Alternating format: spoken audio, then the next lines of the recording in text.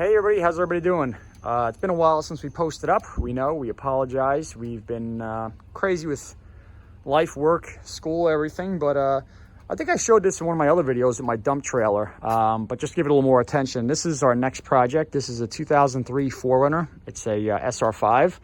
I got this thing for 300 bucks, guys. I'm not kidding. The tires are like brand new.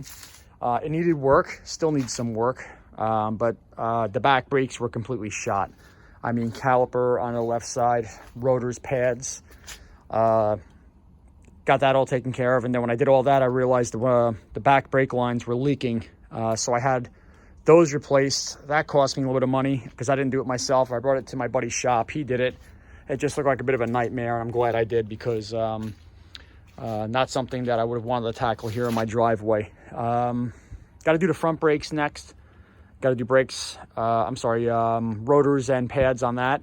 But I tell you, there's no rust on this. Yes, there's definitely the typical Toyota surface rust underneath here. No rot, just a lot of flaking, unfortunately, but 300 bucks.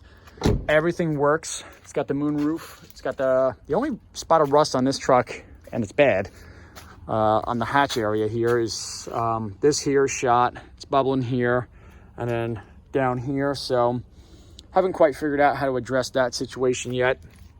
More want to get this thing up and running for the winter. I figured this would be a great knock-around truck for the boys, for myself, running some estimates for the business. Like I said, the tires are like brand new. Let's see. Here's the front. There's no rust anywhere. I lied. There's a little, nope, that's dirt, sorry. No dents in it. The body panels are in great shape. Rims are crappy. They're starting to flake and peel a little bit, but I think a set of aftermarket wheels and tires might look pretty good on it if I decide to keep it. Let's check out the inside. There are a couple things. There's a couple lights on here. I did reset the engine light, but been doing some homework on these Forerunners here. This is an 03, and let's start her up. What I do have to address is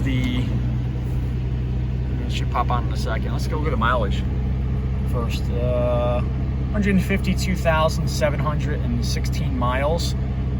This engine sounds solid. I don't hear any tapping, any knocking, nothing crazy at all. The interior is in really good shape.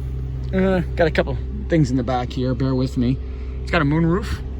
No rips in the interior, just needs a little bit of cleaning, which my son Brandon will do for me. He does some detailing on the side, so that's pretty cool. What's not showing up here right now are two lights. I think it's VCS and something else. They're very common for these. I heard that if the battery goes dead, which the battery did go dead on this, it's common for them to come on. They're not showing up right now, but I know they will shortly. And I watched a couple videos on YouTube, and they pretty much explain how to reset those lights, hopefully successfully. But anyway, wanted to just bring you inside, show you a little walk around of it. It's I can't believe 300 bucks. I drove it home.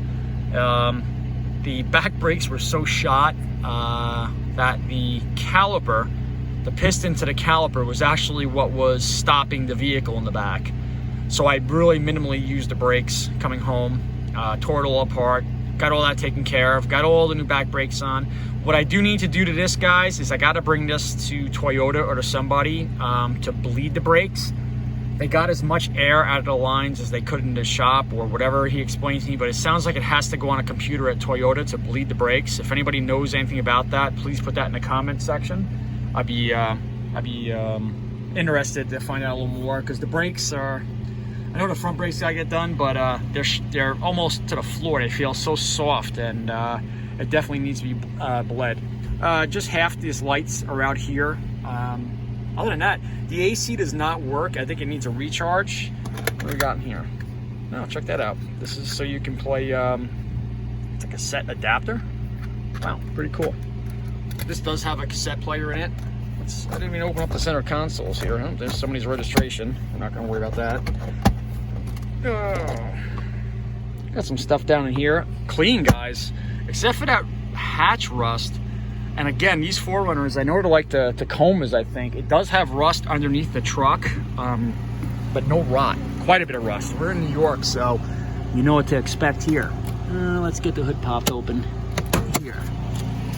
Take a look under the hood.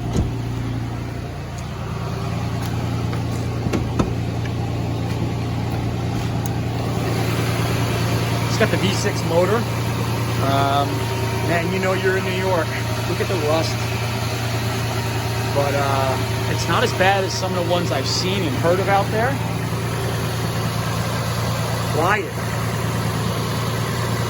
This thing vibrates less than our brand new Durango, man. This thing, these motors are I'll tell you, they're pretty solid. But I don't know much about Forerunners, guys. This is my first one ever, so I'm learning my way around it.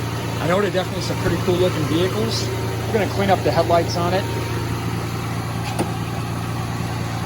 And then, not bad. Let me know what you guys think in the comment section. $300. Can't go wrong, right? Shift's good.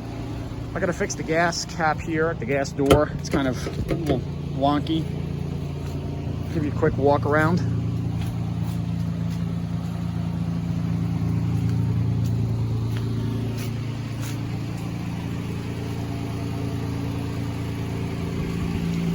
No dents, guys.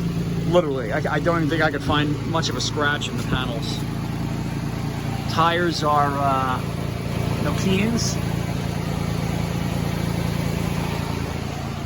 The moonroof's pretty cool. Oh, you know what I do like about this? I was screwing around with some buttons inside.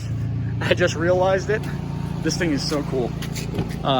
It reminds me of an old station wagon, but I gotta find the button. Hang on, guys. Oh, here we go. The whole back window comes down in the door. That is the coolest thing ever. I know some of you guys who own these know about this, but as a guy who's never owned one before, I think that is the coolest thing ever. I like the corner convex mirrors. That's pretty cool. So I guess while you're backing up, it gives you a little bit of a, this is rear dash camera. But anyway, I just want to do a quick video, show you what the next project is. We got to get, that's our plow quad. That's an Arctic 300. It runs, but it takes forever to warm up, so I got to address that. Maybe a carb issue, but anyway, leave me some comments below, guys. Let me see if those lights came on. Leave me a comment below, guys, on what some of the common fixes on this vehicle is and what I should be looking for besides rust. I know all about the rust issues and the rot. Luckily, I was underneath this truck pretty much, and there is so much rust, surface rust on the frame and components. But again, I hit it with a hammer in many areas. Does not appear to be any rot. The transmission shifts fantastic. This is a automatic, obviously, but four-wheel drive appears to work just fine. It's got the I guess that's like the downhill control to help navigate the vehicle down steep slopes. What else? Moonroof. Let's see if this thing. Yeah, pretty cool, fancy. I think back in the day, this is a pretty well optioned out vehicle. I know it's not the V8, it's got no leather, but I kind of don't like leather in my vehicles, guys. I like, well, half and half. I don't like fabric because they're a pain to clean sometimes, but I don't like the leather because after a while it starts to flake up on you, and if you don't the previous owners didn't maintain them well. That light's not coming on, guys, right now, but I think I took a picture of it last night, but I'll put that up in the I'll put that up in the post if I can. I think I gotta do something with the third pin and fifth pin in, and then turn the ignition on, and you gotta touch the wire 4 times within 8 seconds to get those off. But again, that'll be something I address down the road, guys. Anyway, hope you enjoyed the video. Leave some comments below with some ideas you guys got. For $300, I don't think I went wrong here. But all right, guys, me and Evan the cameraman will catch up pretty soon. Have a great day.